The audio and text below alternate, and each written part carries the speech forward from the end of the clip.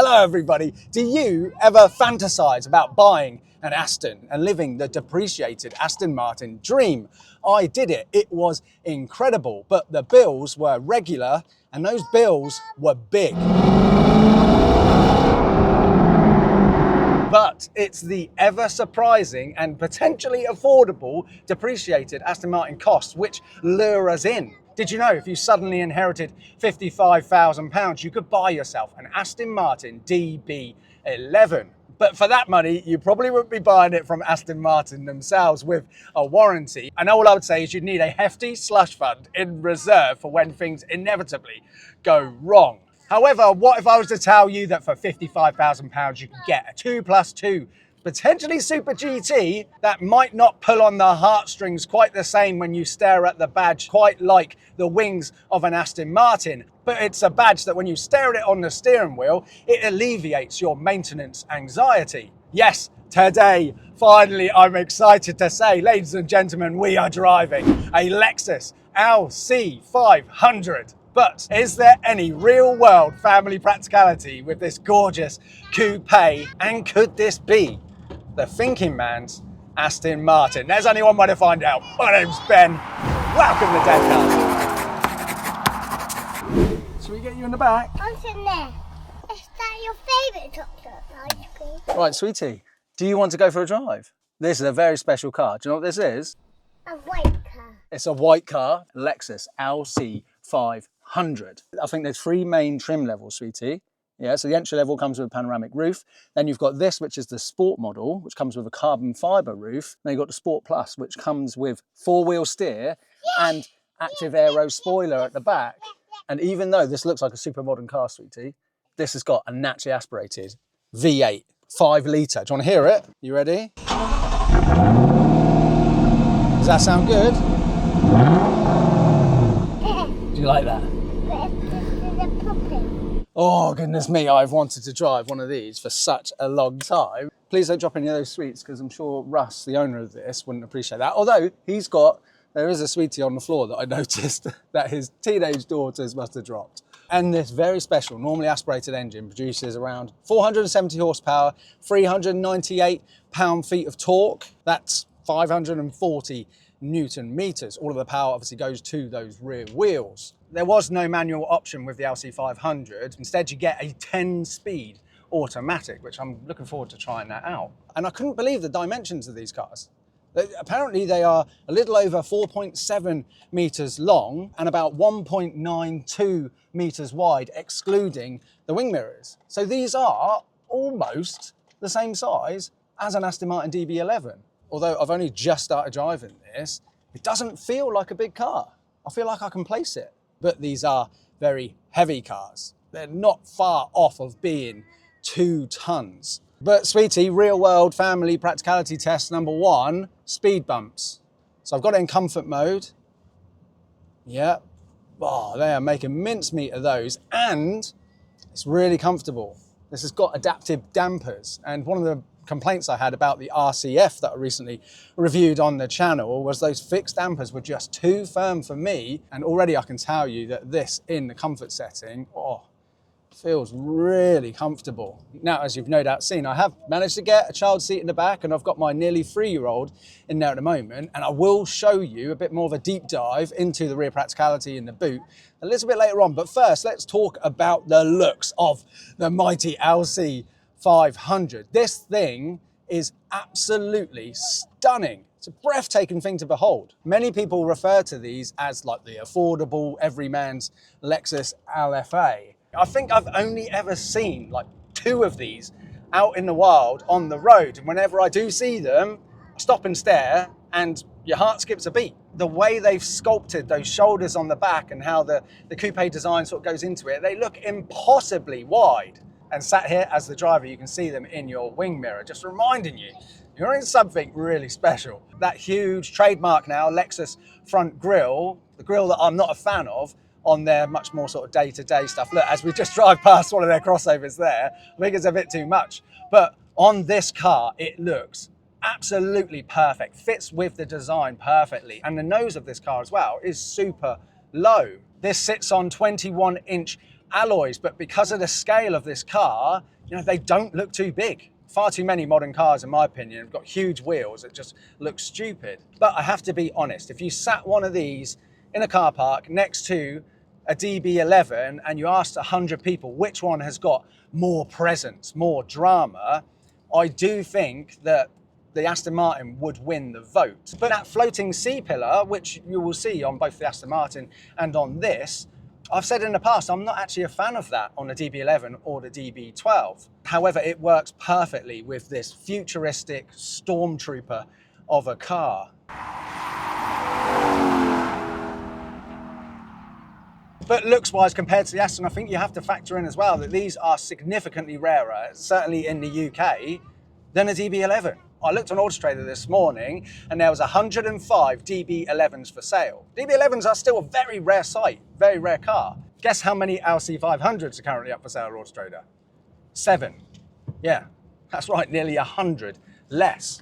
Most of these LC500s were made for the American market, with them getting, on average, a couple of thousand per year over the 7-year production. All right, sweetie, roundabout test. In comfort mode.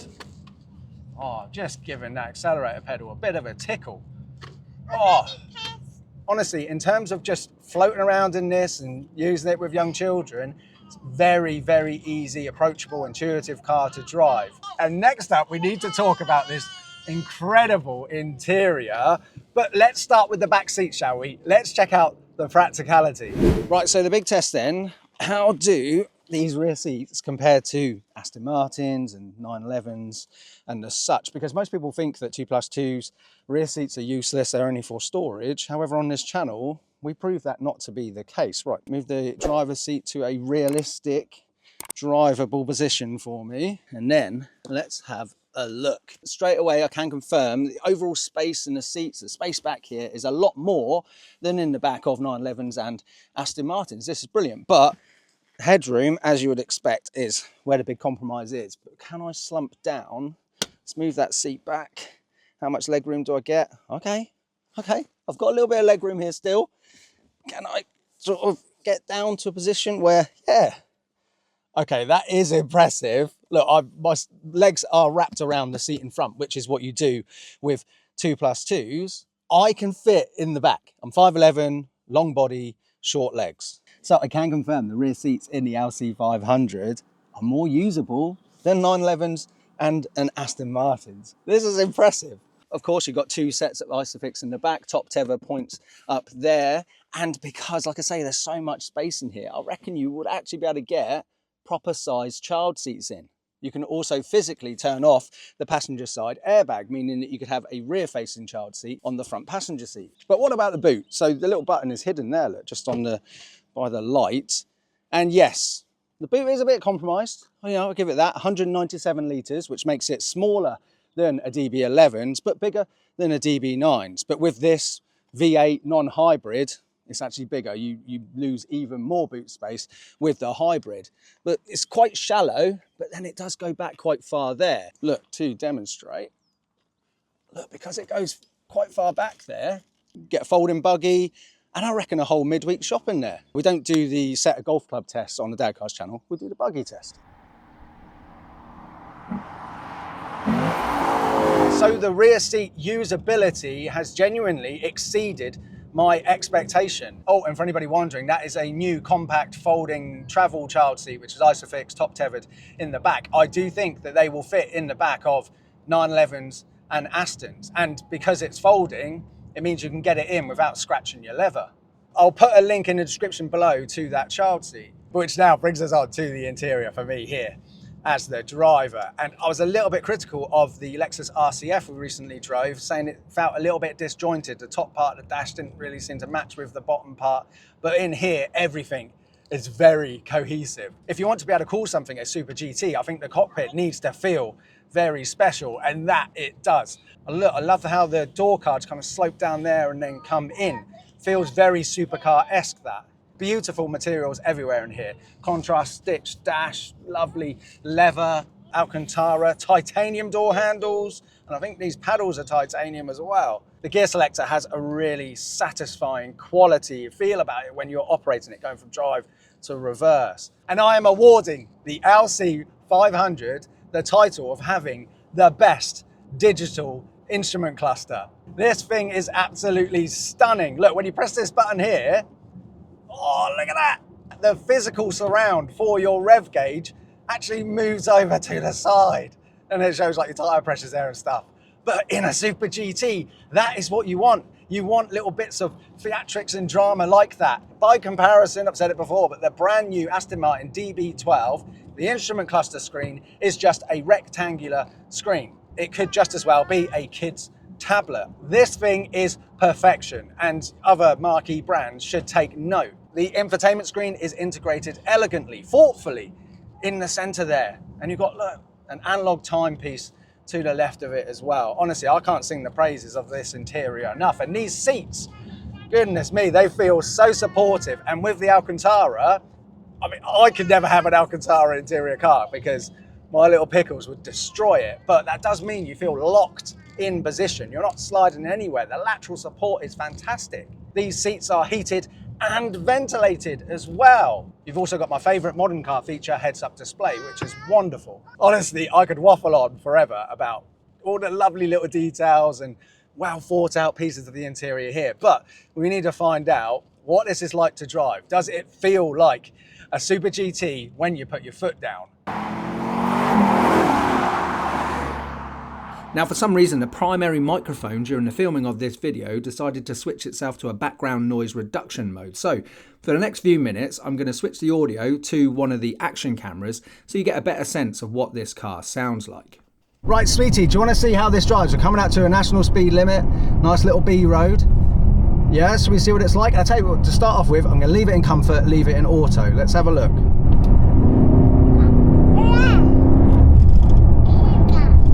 Honestly, the gearbox in comfort, that's quite responsive. Didn't take long to kick down there. Oh, goodness me, this just wants to keep pulling, doesn't it? Oh, the comfort of it. I feel so planted, so planted on the road, but that damping is high quality. Really high quality. Cornering, right. Oh, the steering is slightly lighter than I would like myself, but it's very precise, very nimble. It feels like a quick rack setup. Oh, this feels so capable. I am just tickling it, obviously, because I've got my little one in the back, but oh, this just wants to go. Oh, my cheeks are starting to hurt from smiling. And this is in comfort, by the way. Comfort auto. Right, let's try a little tickle in manual mode, shall we? Drop it. Oh, downshifts. They're fast.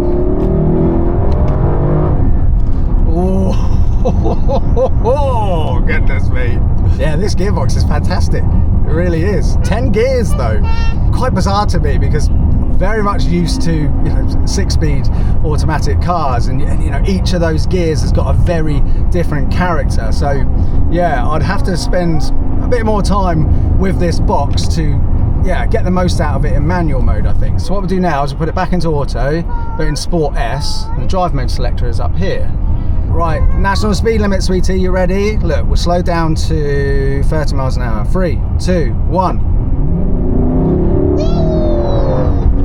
Oh, look, the Lexus crossover there. Oh, it's amazing. Funnily enough, I noticed it more there in Sport S, but maybe that's because I was sort of demanding a bit more from it. So like, it took a little while longer to downshift. But honestly, this box, this setup is a lot better in automatic mode than what it was in the RCF. Also, even though I can feel obviously the adaptive dampers are now a bit firmer, giving me a bit more feedback from the road, but still, even this doesn't feel too harsh. You know, it really suits the nature of this car. And the brakes, oh yeah, the brakes are excellent. Right.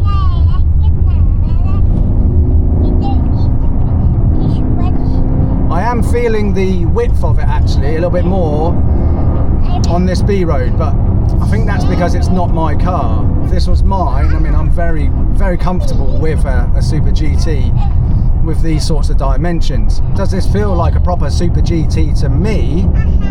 Yeah, I'd say it does. And I think the only thing that would really seal the deal on that title would be if it was a bit louder. From standard, the sound from this glorious 5 litre V8, it is quite understated, but I think they judged it perfectly. I think most of the customers that bought these new, this gives you that nice balance of where you can hear it, but you're not being obnoxious. But if you want to be obnoxious, it's possible to make these sound like, honestly, like fighter jets.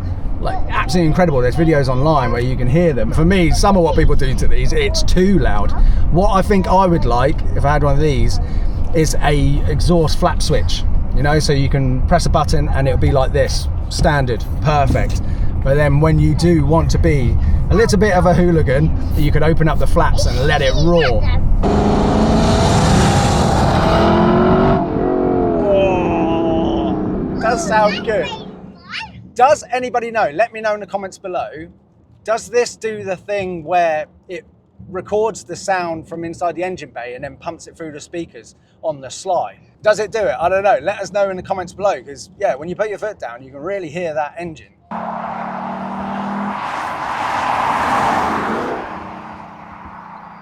Right, before we move on to running costs, I want to of course talk about safety. And did you know that no Aston Martin has ever been NCAP crash tested? Not even the DBX. And it's the same with the LC500. They'd never NCAP crash tested one of these. But Lexus, for the last 20 years, have a flawless 5-star NCAP safety rating record. So I think it's fair to say that an LC500 will be, in reality, an extremely safe car. These are, very modern, from 2017, and because of the weight of it, I'm sure a lot of that weight would be in aid of structural safety as well. But how much do these cost to buy? How much do these cost to run? Well, back in 2017, I think list prices here in the UK for these cars was from £77,000, something like that. But isn't it crazy that the bottom of the market for these LC500s and the bottom of the market for DB11s is around £55,000.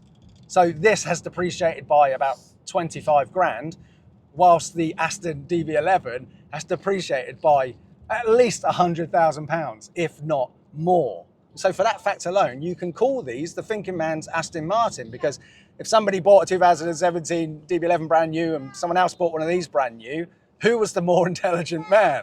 But it goes further than that as well. Hypothetically, if someone bought a used DB11 for 55 and someone else bought a used one of these for 55, who do you think is actually going to spend more in running and maintenance costs over the coming years? Road tax is the full fat 700 and whatever. Miles per gallon for these though is really impressive. On a run, it is possible to get about 35 miles per gallon on the dash. Servicing, I believe, is around 400 quid for a minor, 900 quid for a major, but that is from main dealer, that is from Lexus. And Russ, the owner of this car, pays for the Lexus Relax warranty and servicing plan, which means he pays £60 a month for 2 years, and that includes your service, and if anything goes wrong with the car, they'll fix that as well. If anybody knows what Aston Martin are charging for warranties with the DB11 right now, let us know in the comments below. But it's going to be a lot more than that, isn't it? I asked Russ if there are any common faults or failure points with these cars, because he's got active on the LC500 forums and things. And he said that the actuators for the door handles and the actuator for the fuel filler cap, apparently they can fail. But other than that, he couldn't think of any other sort of reoccurring big fault with these. And by his own admission, he's not some super wealthy company director who can, just buy things like this and it's not a big deal. This is an absolute dream for him. He still pinches himself when he sort of sees it in his garage. But that's why he bought this and not a depreciated Aston Martin. If you suddenly got like a £6,000 bill because some strange module or whatever in your DB11's gone wrong, that's not something that he would be able to comfortably absorb. And so I think it's wonderful. He bought this last year from Lexus themselves. He's keeping that warranty and everything going. So he can have his dream car, his Super GT, but he can actually sort of financially plan to be able to keep it and run it comfortably as well. Huge thank you once again, Russ, for bringing this down. I really appreciate it. I've wanted to drive one of these for many years. Which brings us on to my verdict. Look, after I drove the Lexus RCF, I was left feeling a little bit confused, too firm. I didn't really quite understand what that car is, and I still don't. Maybe I need to drive one again, or maybe one with the adaptive dampers might pull it all together for me. But with this, the naturally aspirated V8 LC500, oh, there's no doubt in my mind. This is absolutely a proper Super GT with real, genuine, usable rear seats. You could fit adults in the back for infrequent trips, but children, these are perfect for. I would love to take this for a bit of a blast by myself at some point in the future. So maybe I have to get another one on, maybe one of the hybrid ones. But I do genuinely think it's fair to say that these are a thinking man's Aston Martin. These are a Super GT, and they're so rare on UK roads. I think on how many left, there's about 50 in the UK, which obviously makes these supremely rare, very special. You can go to Cars and Coffee every single weekend for a year and you probably won't see another LC500 there. But the downside of them being so rare is that's why they're not depreciating.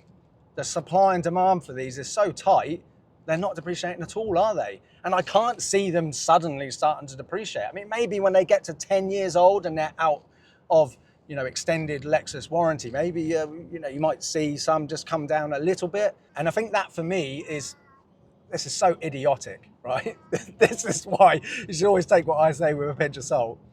If I had £55,000 to spend and I was looking at buying like a Vanquish 2 or one of these, the fact that the Aston Martins have depreciated so much and you feel like you're getting like a lot of car for your money because of that depreciation. That's why, look, I'm a diehard Aston Martin fan, but I think that's why I would still buy the Aston, even though it's not as practical as this. But honestly, generally, for everybody else, if you're considering buying one of these, you want to have, your attainable daily LFA, honestly, buy an LC500. These cars are exceptional. So special. Look, I want to say a massive thank you to everybody for watching. If you don't already subscribe to this channel, please click that button now. Honestly, it makes such a huge difference to channels of my size. I can't tell you how much of a difference it makes. Like this video, comment below. I love reading your comments. And if you missed the RCF review, check that out here so you can see back to back how much more practicality there is in the rear, or check out this video. And I'll see you on the next one. Cheers, guys. Say goodbye, sweetie. That's it, we're all finished. We can go get ice cream now.